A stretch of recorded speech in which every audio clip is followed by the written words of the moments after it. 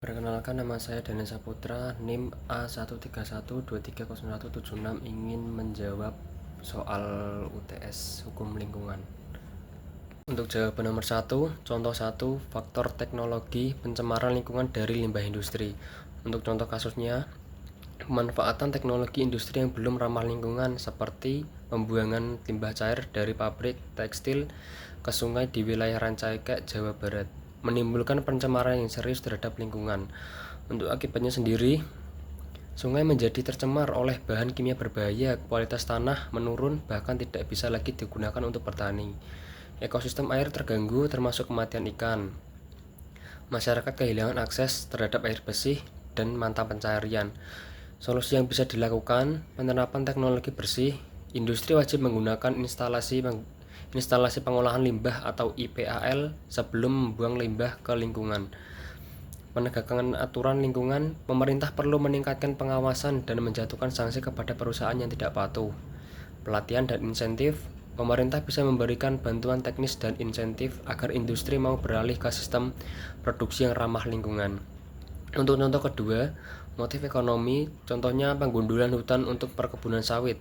Contoh kasus, aktivitas pembukaan hutan secara masif di wilayah Kalimantan dan Sumatera untuk keperluan ekspansi perkebunan kelapa sawit menjadi salah satu penyebab utama kerusakan lingkungan tersebut. Untuk dampak lingkungannya, habitat hewan langka seperti orangutan terganggu atau bahkan hilang. Kebakaran hutan yang terjadi menimbulkan kabut asap dan polusi udara. Terjadinya perubahan iklim serta kerusakan ekosistem. Solusi yang dapat diterapkan: penghentian sementara pembukaan hutan. Pemerintah perlu melanjutkan kebijakan moratorium pembukaan hutan baru, terutama di hutan primer dan lahan gambut. Sertifikasi perkebunan berkelanjutan. Perusahaan sawit didorong mengikuti standar pengelolaan berkelanjutan seperti RSPO. Pemulihan hutan. Dilakukan upaya reboisasi dan pelibatan masyarakat dalam pengelolaan hutan secara lestari. Untuk jawaban nomor 2, gagasan pembangunan berkelanjutan pertama kali mendapat perhatian luas setelah diterbitkannya Brundtland Report pada tahun 1987 oleh Komisi Dunia untuk Lingkungan dan Pembangunan. Laporan tersebut mendefinisikan pembangunan berkelanjutan sebagai upaya pemenuhan kebutuhan saat ini tanpa merusak sama sekali kemampuan generasi masa depan untuk memenuhi kebutuhan mereka.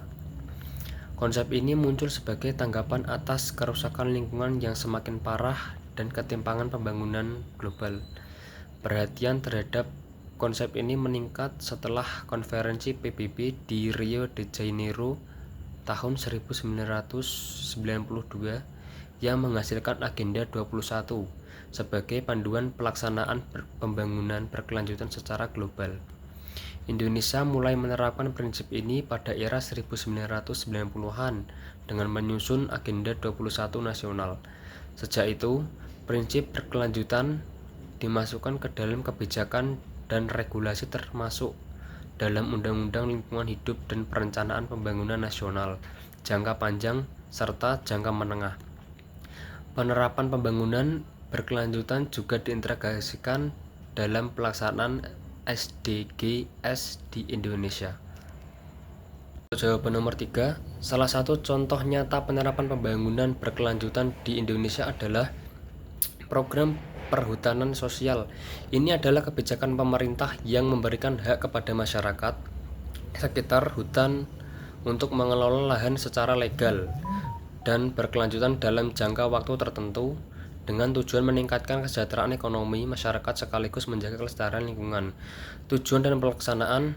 Untuk aspek ekonomi, masyarakat diberi peluang untuk memanfaatkan hasil hutan bukan kayu, sistem pertanian terpadu atau agroforestry, atau mengembangkan pariwisata berbasis alam.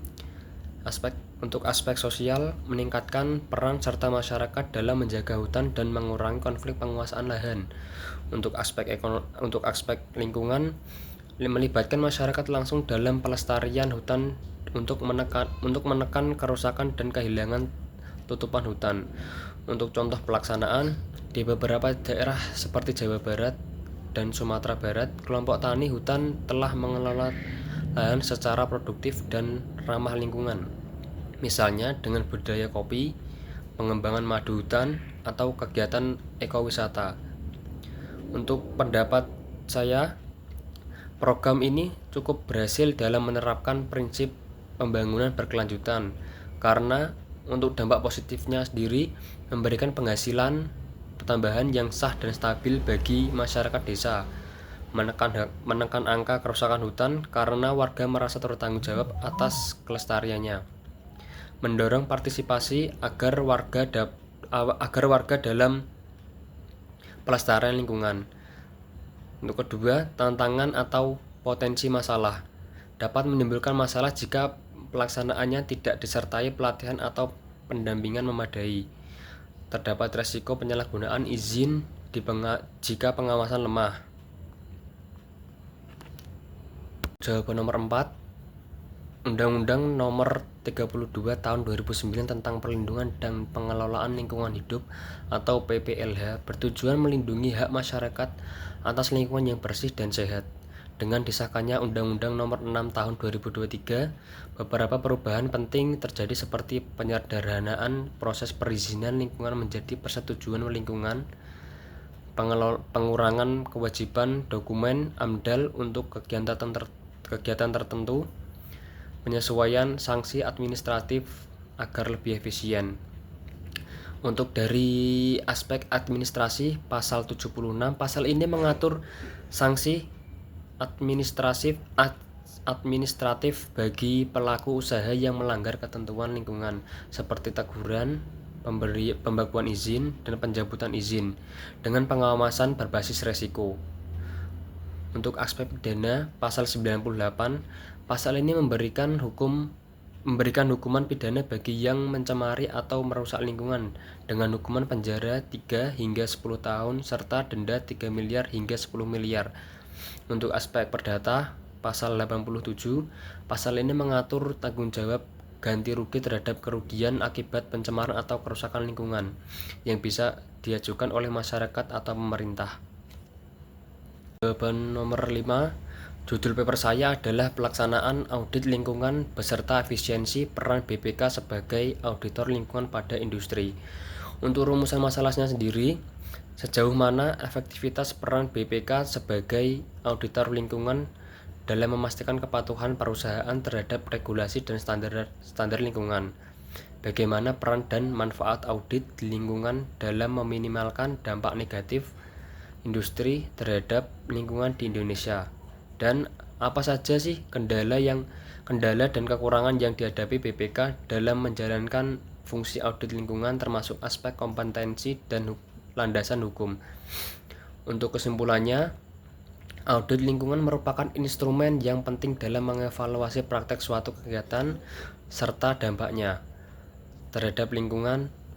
Landasan hukum dari audit lingkungan utamanya termuat dalam Undang-Undang Nomor 32 Tahun 2009 dengan beberapa hukum turunannya yang mengatur definisi, prinsip, peraturan, hingga prosedur pelaksanaan audit lingkungan. Berdasarkan data diperoleh, sebagian besar industri di Indonesia telah melaksanakan audit lingkungan, namun masih memiliki kekurangan dalam penanganan industri dan dampaknya terhadap lingkungan. Dengan dilakukan audit lingkungan, maka praktek industri dapat ditingkatkan dan atau diperbaiki agar dampaknya terhadap lingkungan dapat semakin terkendali. Sebagai auditor lingkungan yang memiliki landasan hukum tertulis di Indonesia, BPK belum mampu memenuhi kriteria kepatuhan dikarenakan sangat minimnya anggota yang tersertifikasi auditor lingkungan. Sebagai alternatif, pemerintah dapat membentuk suatu badan atau lembaga independen yang memenuhi sertifikasi auditor serta mempunyai landasan hukum yang jelas dan khusus dalam bentuk peraturan perundang-undangan.